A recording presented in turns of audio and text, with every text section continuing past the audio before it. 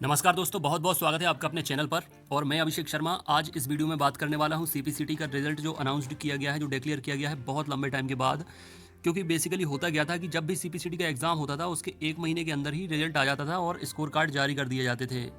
लेकिन अब चूँकि कोरोना का ये दौर चल रहा है, कोरोना महामारी इस तरीके से फैली है कि सारे ऑफिशियल काम भी बंद थे और जितने भी एग्ज़ाम या जो भी चीज़ें हो रही थी वो भी पोस्टपोन कर दी गई थी। लेकिन फ़िलहाल सीपीसीटी के द्वारा रिजल्ट जारी कर दिया गया है, जो भी एग्ज़ाम फरवरी और मार्च में हुआ था। ठीक है, 3 एग्ज़ाम हुए थे, 22, 23 फरवरी, 29 फरवरी और 1 मार्च को आई थिंक, मतलब ऐसा एग्ज़ाम हुआ था। उसका रिज़ल्ट अब आ गया है। रिज़ल्ट में ज़्यादा कुछ चेंज हुआ नहीं है और जनरली होता भी नहीं है। तो सबने स्कोर कार्ड देख लिए होंगे, जितने भी स्टूडेंट मेरे व्हाट्सएप ग्रुप से जुड़े हैं, बॉयज़ ग्रुप से, गर्ल्स ग्रुप से। सीपीसीटी के भी 4 ग्रुप बन गए हैं। तो उन लोगों ने अपना अपना रिजल्ट देख लिया है। उनका रिजल्ट भी मैं आपके साथ शेयर करूंगा। और जितने स्टूडेंट अभी प्रिपरेशन कर रहे हैं सीपीसीटी की या करना चाहते हैं, उनके लिए मैं खास तौर पर कुछ बताने वाला हूं इस वीडियो में। शुरू से लेकर आखिर तक देखें और समझें मैं क्या क्या चीज़ आपको बताने वाला हूं। तो सबसे पहले तो मैं आपको रिजल्ट दिखाऊंगा।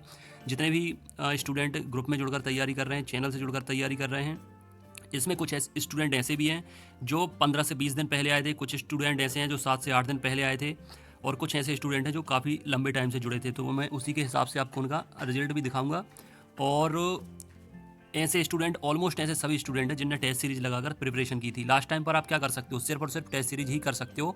लेकिन उसके पहले अगर आपके पास 1 या 1.5 महीने का टाइम रहता है तो आप अच्छे से प्रिपरेशन कर सकते हो, स्टडी मटेरियल पढ़ सकते हो, नोट्स पढ़ सकते हो, टेस्ट सीरीज कर सकते हो। लेकिन लास्ट टाइम पर जिसने टेस्ट सीरीज लगाई है और जिसने जो भी चीज़ें मैं बताता हूँ, जो भी स्ट्रेटेजी मैं बताता हूँ, अगर उसको फॉलो किया है तो उनका रिजल्ट कैसा रहा है, चलिए मैं आपको पहले दिखा देता हूँ। 1 बाई 1 करके मैं आपको सारे रिजल्ट दिखा रहा हूँ, मतलब मैक्सिमम रिजल्ट मैं आपको दिखा रहा हूँ। ये फीमेल मेंबर हैं, इनके 38 मार्क्स आए हैं। हिंदी में इनकी 23 टाइपिंग आई है और इंग्लिश में 25 टाइपिंग आई है। ये बेसिकली हाउस वाइफ हैं और हाउस वाइफ के लिए बहुत मुश्किल हो जाता है टाइपिंग करना, हर दिन टाइपिंग करना हिंदी और इंग्लिश की, और इसके साथ साथ कंप्यूटर पढ़ना, मैथ्स पढ़ना, रीजनिंग पढ़ना, और मतलब सीपीसीटी की तैयारी करना। नॉर्मल जो स्टूडेंट लगे हुए हैं तैयारी करने के लिए दिन रात, उनसे भी निकलना मुश्किल है। ये हाउस वाइफ है, फिर भी इनने ग्रुप में जुड़कर तैयारी की, स्ट्रेटेजी फॉलो की, तो इनका सीपीसीटी क्वालिफाई हो गया है। हिंदी टाइपिंग निकल गई है, थ्योरी निकल गया है, मतलब ये एलिजिबल है कोई भी जो सीपीसीटी से रिलेटेड एग्ज़ाम आते हैं उसका फॉर्म भरने के लिए। अब बात करते हैं, ये कांस्टेबल में इनकी जॉब है, ये कांस्टेबल हैं। ठीक है, देवमणि त्रिपाठी इनका नाम है। एमपी पुलिस में ये जॉब करते हैं और इनने भी सीपीसीटी क्वालिफाई कर लिया है। इंग्लिश टाइपिंग तो बेसिकली इनकी नहीं निकली है। देखो, सबसे पहले आपको क्या ध्यान देना चाहिए, आपको ध्यान देना चाहिए थ्योरी निकलना चाहिए। सबसे पहले प्राथमिकता आपकी थ्योरी पर होनी चाहिए, उसमें 38 या 38 से ज़्यादा नंबर आपके आने चाहिए। दूसरा होना चाहिए आपका हिंदी टाइपिंग, उसके बाद आपकी इंग्लिश टाइपिंग होनी चाहिए। ठीक है, क्योंकि अगर आपकी थ्योरी निकल जाती है और हिंदी टाइपिंग निकल जाती है तो 90% एग्ज़ाम, मतलब 90% जो वैकेंसी आती हैं सीपीसीटी की, उनमें हिंदी और थ्योरी ही मंगाते हैं। कुछ ही ऐसी आती हैं जिनमें इंग्लिश, हिंदी और थ्योरी मंगाते हैं। तो इनका भी क्वालिफाई हो गया, इनको भी कॉन्ग्रेचुलेसन्स मेरी तरफ से। 41 इनके मार्क्स आए हैं और 20.87 इनकी टाइपिंग आई है। अब जॉब करने के साथ साथ टाइपिंग करना रूटीन से काफ़ी मुश्किल होता है, लेकिन इनने भी ग्रुप में जुड़कर तैयारी की, इनका भी निकल गया। ये भी फीमेल मेंबर हैं, ये भी मैरिड हैं। ठीक है, इनका काफ़ी अच्छा स्कोर रहा है। ये काफ़ी सिंसियर स्टूडेंट हैं और लगभग हर दिन या अल्टरनेटिव ये कुछ ना कुछ मतलब स्टडी से जुड़ा हुआ मार्गदर्शन लेती रहती हैं, पूछती रहती हैं। मतलब काफ़ी बार आपको पता चल जाता है कि स्टूडेंट कितना सिंसियर है, कैसी तैयारी कर रहा है, उससे ही आपको रिजल्ट पता चल जाता है कि इनका क्या होने वाला है। तो मैं काफ़ी ऐसे मेंबर हैं जिनको पहले ही बता देता हूँ एग्ज़ाम होने के, रिजल्ट आने के, कि आपका निकल जाएगा, आपको बिल्कुल भी परेशान होने की ज़रूरत नहीं है।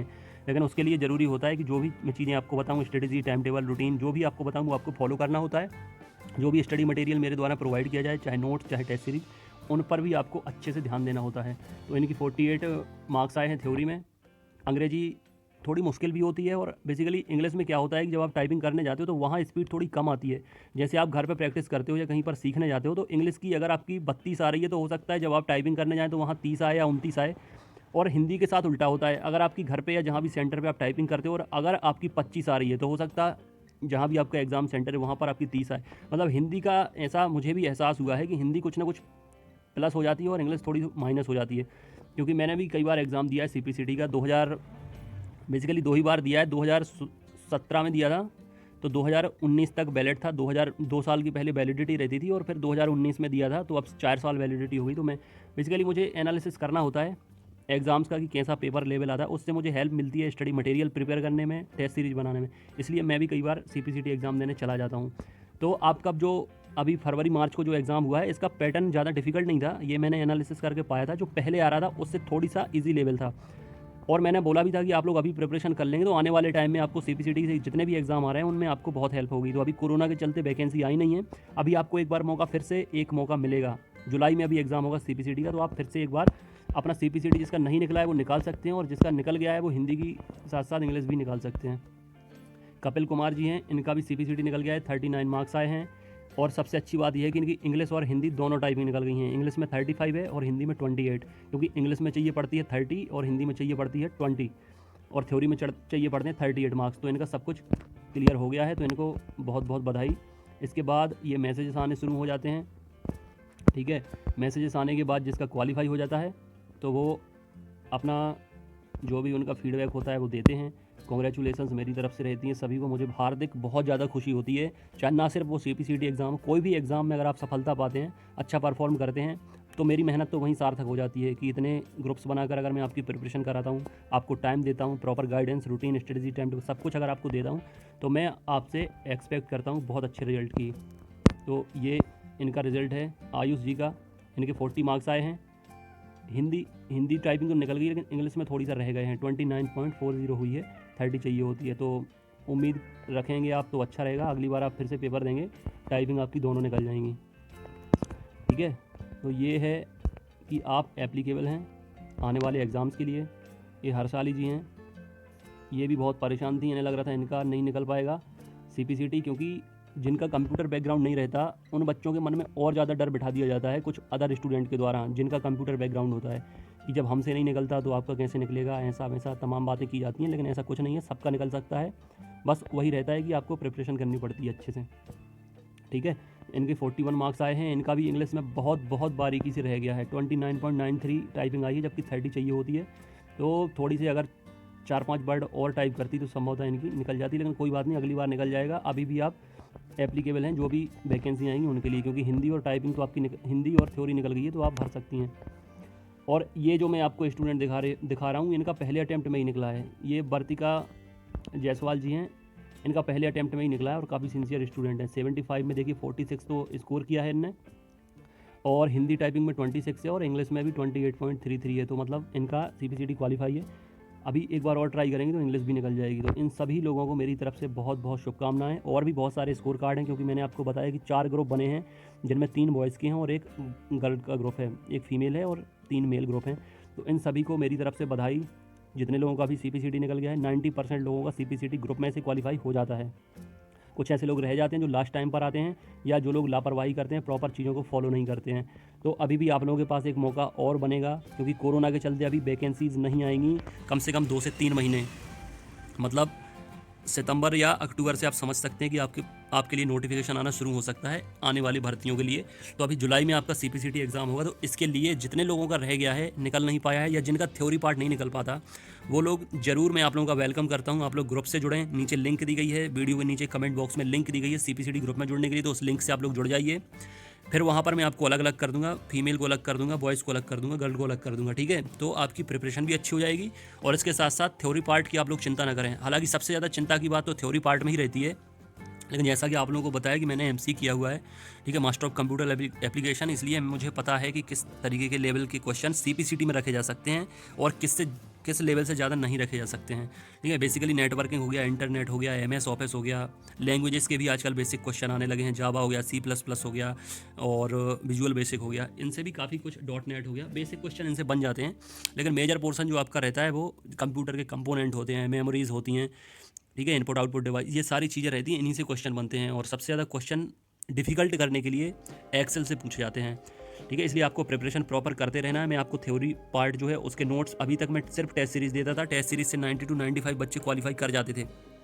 इस बार मैं नोट्स भी तैयार करा रहा हूँ, ताकि अभी जो आपके पास पर्याप्त टाइम है उसमें आप नोट्स से भी अच्छे तरीके से तैयारी कर सकें, टेस्ट सीरीज भी लगाएं, ताकि अभी जो 5-10% बच्चे रुक जाते हैं वो मुझे मेरा 100% रिजल्ट चाहिए, चाहे ग्रुप मेंबर हो, चाहे यूट्यूब चैनल से जुड़े हुए हों। इसलिए आप लोग जितने भी लोग, क्योंकि अभी देखिए कुछ ऐसे भी स्टूडेंट हैं जिनने पटवारी का एग्जाम दिया था, पटवारी की जॉब मिल गई थी, लेकिन पटवारी में ऐसी शर्त रखी गई थी कि 2 साल के अंदर आपको सीपीसीटी क्वालिफाई करना पड़ेगा, अदरवाइज आपको टर्मिनेट कर दिया जाएगा। तो ऐसे भी बहुत से स्टूडेंट हैं जो सीपीसीटी करना चाहते हैं पटवारी के लिए, तो ऐसे लोग भी आ सकते हैं। मैं कह रहा हूँ कि थ्योरी पार्ट आपका निकल जाएगा, बस आपको चीज़ों को फॉलो करना है, जो मैं बताऊँ उसको फॉलो करते जाना है। बस टाइपिंग आपको अपने हिसाब से करनी है, डेली करनी है। अगर आप 2 घंटे भी टाइपिंग को देते हो सुबह शाम, ठीक है, 1-1 घंटे अगर देते हो हिंदी इंग्लिश को और ऑनलाइन टाइपिंग करते हो, तो 1 महीना सफिशिएंट है CPCT एग्जाम निकालने के लिए। चाहे थ्योरी की बात की जाए, चाहे टाइपिंग की बात की जाए, बस आपको निरंतर करना है। लेकिन अभी कोरोना में सारी कोचिंग संस्थान बंद हैं, सारे टाइपिंग सेंटर बंद हैं, इसलिए आपके लिए बेस्ट यही रहेगा कि आप लोग चैनल से जुड़ जाएँ या व्हाट्सअप ग्रुप से जुड़ जाएँ। दोनों जगह भी आप जुड़ जाएंगे तो आपका घर बैठे आपकी तैयारी हो जाएगी CPCT थ्योरी पार्ट की, और टाइपिंग आप अपने घर पे कर सकते हैं। अगर कंप्यूटर लैपटॉप जो भी है तो घर पे भी कर सकते हैं, आस पड़ोस में भी अगर किसी के पास है तो वहाँ भी आप लोग कर सकते हैं। टाइपिंग की जिम्मेदारी आप लोग लीजिए, थ्योरी पार्ट की जिम्मेदारी मैं ले लूँगा। ना सिर्फ आपके 38-39, ये जो आपने 38-39-40 नंबर देखे, ये उन स्टूडेंट के आए हैं जिनने या तो पहला अटैम्प्ट दिया है या जो लास्ट मोमेंट पर आते हैं। ठीक, अगर आप पहले से जुड़े हो, निरंतर चीज़ों को फॉलो कर रहे हो, तो आपके 38-39-40 नहीं, 45-46, 47-48 या इससे ज़्यादा नंबर आते हैं। ठीक है, तो आप लोग जुड़ जाएं, आप लोग चिंता ना करें। जितने लोग रुका है, जितने लोग काफ़ी अटैम्प्ट दे चुके हैं, बल्कि ऐसे भी स्टूडेंट हैं जो 8, 9, 10, 10 बार अटैम्प्ट के बाद लेट वीडियो देखते हैं। अभी बहुत से ऐसे स्टूडेंट होंगे जो इस वीडियो को पहली बार देख रहे होंगे, तो वो लोग भी आगे जुड़ेंगे तो उनका भी निकल जाएगा, क्योंकि सभी का निकलता है। जुड़ने के बाद आपका भी निकलेगा। तो आप लोग आएँ, जुड़ें। व्हाट्सअप करना है तो 9981167757 पर मैसेज करें, आपका ऑडियो से नाम बताएं, मैं लिंक दे दूंगा, तो जुड़ जाना। अभी 4-5 दिन इंतजार करूंगा सभी के आने का, और 1 तारीख से आपकी प्रिपरेशन स्टार्ट करा दूंगा। ठीक है फ्रेंड, और जितने स्टूडेंट का निकल चुका है CPCT हिंदी और थ्योरी या हिंदी इंग्लिश थ्योरी सब निकल गया है, सभी को मेरी तरफ से एक बार फिर से बहुत बहुत शुभकामनाएं। और जितने लोग रह गए हैं बिल्कुल हताश निराश ना हो, 1 महीने का काम है, फिर से आप लोग फॉर्म भरना, इस बार आपका निकल जाएगा। बस आपको चीज़ों को फॉलो करते जाना है। ठीक है friend, all the very best. अब बात करूँगा मैं MPTET वर्ग 1 और वर्ग 2 की भर्ती को लेकर।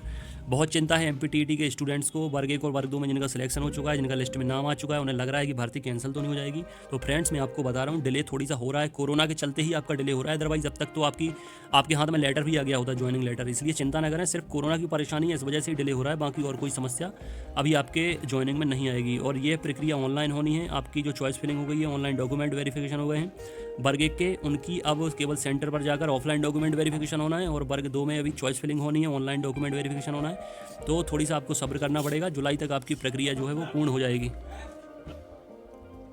इसलिए चिंता ना करें, वर्ग 1 और वर्ग 2 की भर्ती जुलाई अगस्त तक हो जाएगी, और बाकी जो अगली काउंसलिंग है उसका भी आपको टाइम दे दिया जाएगा। और जितने भी अदर एग्जाम है, चाहे MP पुलिस हो, ASI LDC हो, हाई कोर्ट हो, ग्रुप 4 हो, और वर्ग 3 की परीक्षा हो, ये देखो वर्ग 3 की परीक्षा तो अभी संभावित तिथि डाल दी गई है, जो कैलेंडर है PEB का उस पर 19 सितंबर से दिखाई जा रही है। लेकिन अभी ये निर्भर करता है कोरोना पर। अगर कोरोना से स्थिति कंट्रोल में आती है, परिस्थिति संभलती है, तो इसी डेट पर एग्जाम होंगे। अदरवाइज ये डेट भी आगे बढ़ाई जा सकती है। इसलिए अभी औपचारिक घोषणा PEB ने नहीं की है अपने होम पेज पर।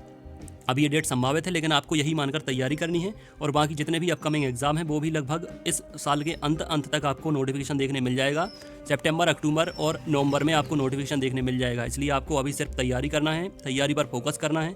आप ये समझ लीजिए, अभी आपके पास जो 2-3 महीने हैं सिर्फ तैयारी करने के लिए हैं, तो इसमें आप अपनी बेस्ट तैयारी कर सकते हैं। 1 तारीख से निरंतर आपको वीडियो मिलना शुरू हो जाएंगे हमारे यूट्यूब चैनल पर, एग्जाम एनालिसिस एक्सपर्ट पर, हर विषय से संबंधित, हर एग्जाम से संबंधित। तो चैनल से आपको जुड़ जाएं। अगर नहीं जुड़े हैं तो सब्सक्राइब करके बेल आइकन प्रेस करना है, ताकि कोई भी वीडियो अगर अपलोड होता है किसी भी सब्जेक्ट का तो आपको नोटिफिकेशन मिल जाए, आप लोग मिस ना करें।